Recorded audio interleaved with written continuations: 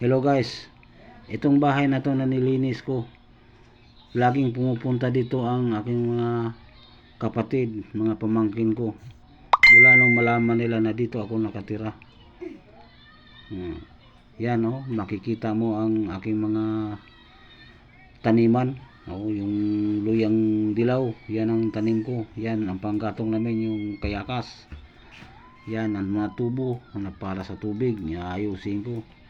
Yan, nandyan din yung anak ko sa loob ng bahay. Ito, papakita ko sa inyo ang paligid ng bahay na to kung gaano kalinis simula nang ako tumira dito.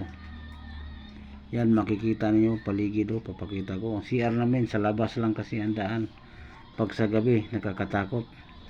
Baka mamaya habang naglalakad ka ng madilim may sawa. Yan ang ilog, makikita niyo ang ilog. Yan ang tanim ko mga gabi, malinis na. Kung nakita nyo kanina sa isang video ko na hindi pa malinis, ito nakita nyo malinis na. Kita nyo, linis na. Yan ang ilalim ng bahay namin, ng likod. Yan ang aso naming alaga, nagbabantay sa amin. Yan ang pangalan ng aso ko na yan, si Pupoy.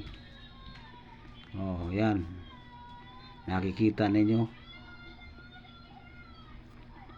Yan ako nakaupo, stress na stress dahil laging walang pera. Wala kasing pera kaya na medyo stress. Para na akong nag-edad dyan ng 80 anyos. Kasi magpupulo lang sa pulo lang namumuhay. Yan ang mga manok at sisyo na bagong pisa. Pag simula ko noon, pagpaparami ng manok. Yan nakita nyo, yan ang anak ko. Nalapitan niya sa manok. Yan, ng pamangkin ko, gusto rin magpapakain ng manok. Hinayaan ko lang magala-gala kahit walang sinilas. Ganun naman talaga yung nasa probinsya yan, naalala nyo ba to na ganito ang buhay sa probinsya? Ang pupuso nito, yung nakaranas lang nito. Pero ang hindi pupuso nito, yung mga may kaya sa buhay, kahit hindi mayaman, siyempre hindi sanay Ayan, pero kami sanay na kami yan. Yung manok ko na yan, yan ang ginawa ko dyan, tandang na para makaparami ako ng manok. Yan ang manok kong Texas, isa lang ang nahalong manok kong Texas. Madalas yan puro Tagalog lahat. Ayan, mapapanood niyo yan hanggang dulo. Ayan, panoorin niyo muna.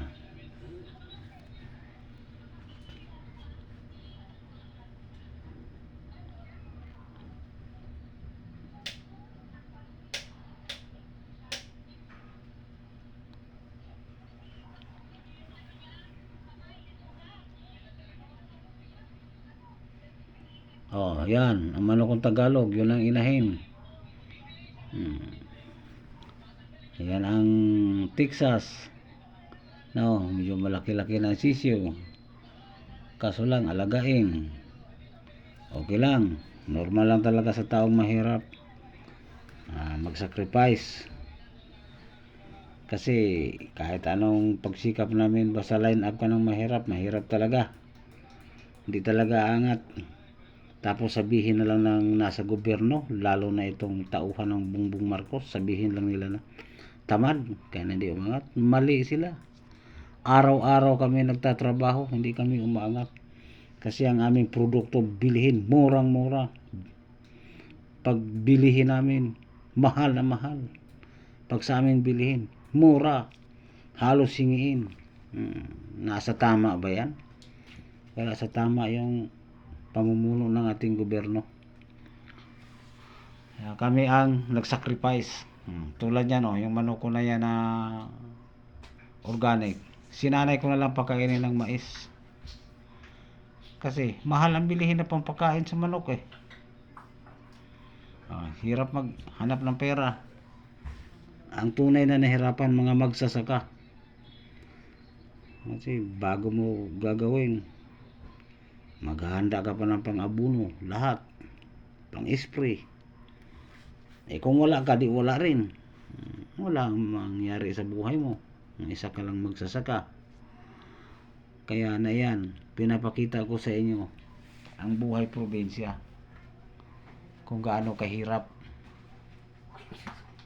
Ayan, panoorin ninyo.